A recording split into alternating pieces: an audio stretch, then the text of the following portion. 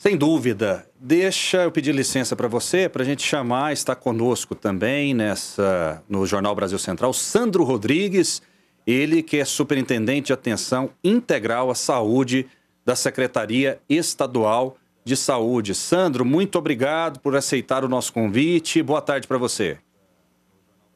Boa tarde para todos. Sempre um prazer estar aqui com vocês. Muito bem. É claro, né? Todo mundo preocupado. A Covid-19 atinge todas as pessoas do mundo inteiro, essa doença que apareceu de maneira repentina. E a gente sabe que a informação é que nós temos hoje uma superlotação nos nossos leitos. Por gentileza, fale para a gente aí a respeito dessa situação caótica que vive não apenas o estado de Goiás, o Brasil, mas o mundo inteiro. Olha, como o professor anteriormente falou, a gente está numa situação complexa que às vezes é inexplicável, né? A questão da gente estar no meio de uma pandemia, as pessoas se comportando como se não houvesse a própria pandemia, e isso obviamente tem os seus reflexos no sistema de saúde. Muito se fala sobre a própria questão dos leitos. A gente tem que lembrar que os leitos, eles são complementares, eles são numa perspectiva de eu resolver um problema que já aconteceu, que é a própria transmissão da Covid-19, né?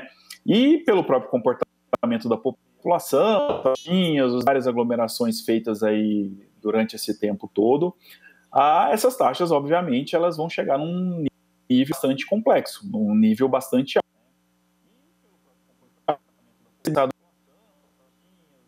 pelo menos de taxas de ocupação hospitalar oscilando acima de 90%, que é complicado, não é tão simples assim você operar um grupo de leitos com essa taxa de ocupação. Tem paciente que precisa de um procedimento A, B ou C, mesmo dentro da UTI, então isso é bastante complicado. Hoje, para você ter Pois não. Você falou de UTI, meu nome é Reginaldo Júnior, eu estou aqui no programa. Você falou de leitos de UTI. Qual que é o tempo médio que a pessoa fica na UTI? Porque parece que teve um aumento. Antigamente a previsão era de 7 dias e agora aumentou, né? Se não me engano, para 12.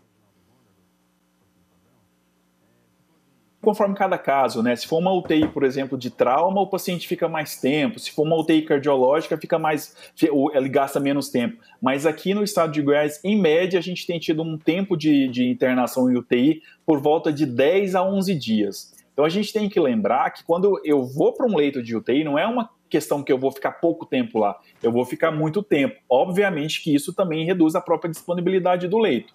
Antigamente, numa questão cardiológica, por exemplo, um leito rodava de 2 a 3 pacientes em 10 dias. Agora eu rodo um paciente só com Covid-19. Então, quer dizer, aumentou o tempo, né, de uso desse leito. E existiu durante esse período de um ano, existiu alguma diminuição do estado de Goiás? O governo do estado de Goiás diminuiu alguma UTI nesse período?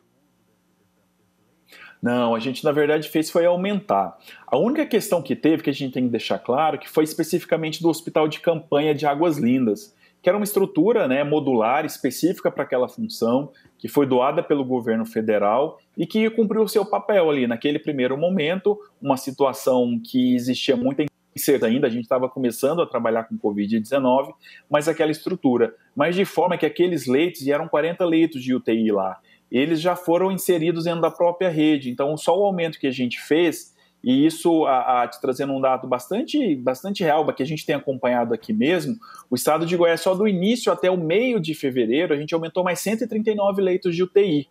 Então, aquele hospital, obviamente, ele teve a importância dele, mas a gente já fez uma compensação com relação a isso e abriu, inclusive, mais leitos do que a gente tinha na parte específica da primeira onda da Covid-19 aqui no estado. Ô Sandro, boa tarde, meu nome é Jean Paul Lopes. Eu estou com um dado aqui que me preocupa muito.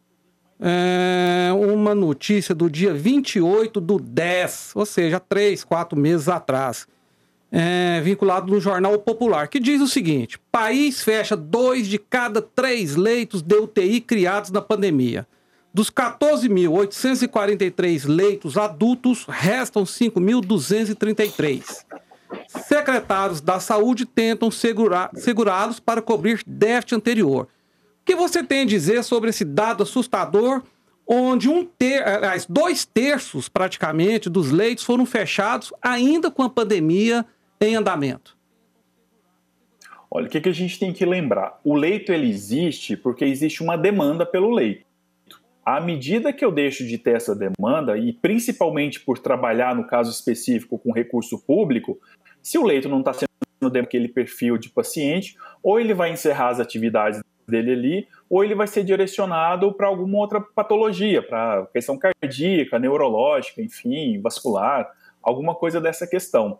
Agora, aqui no estado de Goiás, a gente fez uma coisa bastante diferente do restante do país, porque a gente não trabalhou especificamente com hospital de campanha em ginásio, em estádio, nada desse tipo.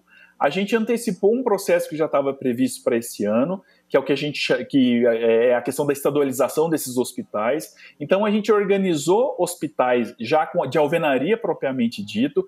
Então são hospitais que foram criados para a pandemia Covid-19, mas que continuam funcionando da mesma forma. Então a gente tem muita tranquilidade aqui em relação a essa ação, porque não montamos, por exemplo, leitos no Serra Dourada, no centro de convenções, nada desse tipo, que teria um período bastante curto e não impactaria tanto assim. A gente não teve essa necessidade.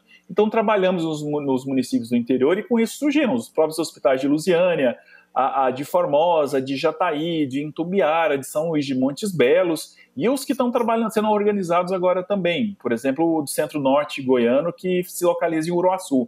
Então essa notícia ela tem que ser muito bem entendida o contexto dela. A questão desse fechamento de leitos não foi fechamento de leitos de alvenaria que poderiam continuar, mas em situações específicas, momentâneas, e que serviu para o momento da forma como eles foram criados. Sandro, eu sei que não é da sua área, você está focado mais na parte dos leitos, até a área da Flúvia. Você sabe quantas pessoas foram vacinadas já em Goiás? Eu não vou ter esse dado aqui de imediato para vocês, mas o que tem sido trabalhado é justamente o governo federal e com os estados organizou um grupo de prioridades. Isso foi sendo trabalhado e à medida que essas doses vão chegando aqui ao estado, vão sendo distribuídos para os municípios para fazer esse processo. A gente tem municípios em etapas diferentes, né?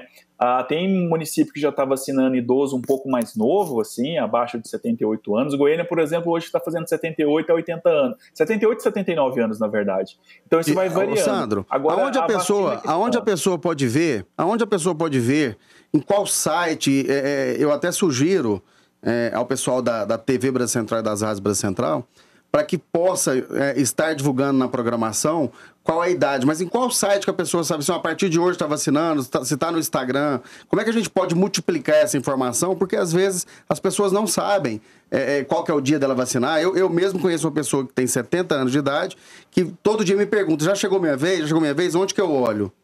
Né?